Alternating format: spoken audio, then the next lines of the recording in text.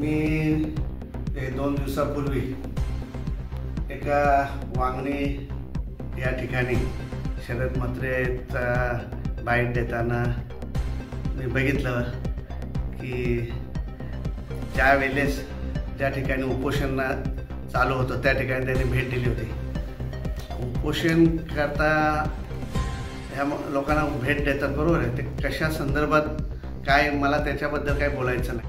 त्या ठिकाणी ज्या वेळेस मी त्यांची बाईट बघितली की आमदारांच्याबद्दल मला एक थोडासा शंका आला। त्यांनी काय म्हटले, आमच्या BJPचे। आता आमच्या BJPचे मी गेले 16 वर्षापासून ह्या भारतीय जनता पार्टीमध्ये मी काम करतो, मंडल अध्यक्ष आहे मी। एकही दिवस मी ज्यावेळेस पहिल्यांदा मी आपल्या भारतीय जनता पार्टी 16 वर्षापूर्वी या भारतीय जनता पार्टीमध्ये मी प्रवेश केला, त्यावेळेस हा महाशय मनसेचा काम करत होता।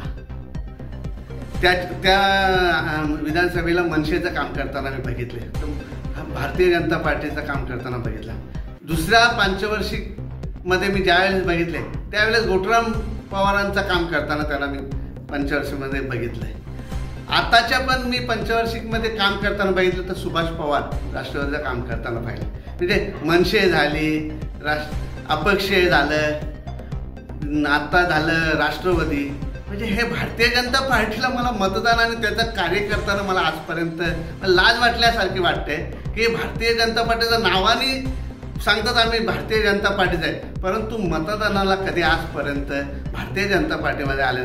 भारतीय जनता पार्टीमध्ये आल्या असताना जर एक चांगल्या पद्धतीने काम केलं, मला कधी लोकप्रतिनिधी होताना तर कधी दिसलाच नाही, कधी एक साधा नगरसेवक सुद्धा होऊ शकला नाही। तर हे भारतीय जनता पार्टीचं नाव घेऊन हे लूट भारतीय जनता पार्टीच्या नावाने हे स्वतःची फक्त TRP वाढवण्यासाठी भारतीय जनता पार्टीचं नाव घेत असतात। अनेक मी बघितलं त्या दिवशी याच्यामध्ये की मी अशी लोक उपोषणाला बसले, तर ठीक आहे, ते एक दलित महिला सरपंच वांगणी ग्रामपंचायत, त्या बाईटमध्ये त्या बाईला अक्षरशः एक अगदी घाणेरडेपणाने असे त्या बाईचा उल्लेख केलेला आहे। म्हणजे एक साधा दलित बाई एक सरपंच झालेली आहे आणि ती भारतीय जनता पार्टीच्या याच्याने तिथं आमदार किसन कथोरेच्या नेतृत्वात ती सरपंच त्या ठिकाणी झाले, ती त्यांना बघवत नाही आणि एक दलित बाईला न्याय दिलेला आहे आमदार किसन कथोरेने। त्या बाईला घाणेरडेपणाने ते शब्द वापरलेले, अगदी तुच्छनीय भाषण त्या ठिकाणी केलेलं आहे आणि तिच्याबद्दल जे शब्द वापरल्यात हे कोणालाही या महाराष्ट्रामध्ये न संपणारा विषय आहे, न खपणारा विषय। याबद्दल प्रत्येकाने दखल घेतली पाहिजे। घाणेरडेपणे शब्द हे कसे वापरायचे हे शरद म्हात्रेकडनं शिकायला लागणार आहे। म्हणजे शरद म्हात्रेंनी काही म्हटलं की ते चालतोय का? जे कधीतरी त्या गुरुग्राम पंचायत वांगणीसाठी, कधी रस्त्यांसाठी, कधी कुठे एक थोडासा सुद्धा एक तुकडा सुद्धा रस्त्यासाठी ते कधी त्यांनी निधी आणलेली आहे का? कधी पाण्यासाठी, जेव्हा एवढं चांगला पाणी त्या वांगणी शहराला येतो, त्या पाण्याच्यासाठी निधीसाठी त्यांनी कधी 1 रुपयाचा तरी खर्च केला आहे का?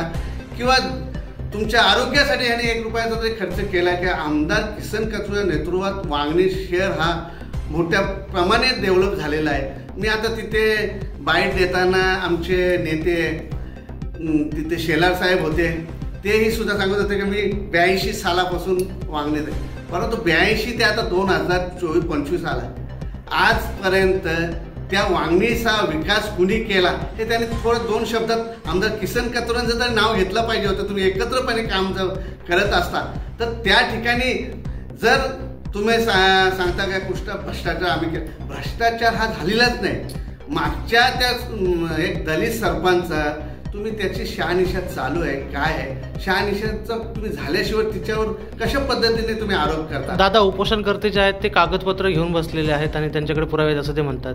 पुरावे जे आहेत ना ते सिद्ध होणारच आहेत ना, सिद्ध त्यांना ते कुठे सांगतात तुम्ही ज्या वेळेला सिद्ध होतील काय यांच्यावर खरोखरच यांनी खरोखर केलाय काय, प्रोसिडिंगला आहे, तुमच्याकडे काय कागदपत्र, तेही गेले 10 वर्षापासून त्या ग्रामपंचायत सदस्य आहेत ना, त्यांनी काय काम केलेले आहेत, मागच्या बॉडीने काय काम केलेलं आहे। मागे सुद्धा ज्या ठिकाणी बिल्डिंग उभी नसताना सुद्धा त्या बिल्डिंगच्या घरपट्ट्या केलेल्या आहेत मागच्या सरपंचाच्या केतकी शेलारच्या नावाने, मागच्या सुद्धा आम्ही बघितल्या, आम्हाला त्याच्यावर निदर्शनं आलेले आहेत। त्यामुळे अशा गोष्टीने मग त्यावेळेस तुम्ही भ्रष्टाचार का म्हणत नाही?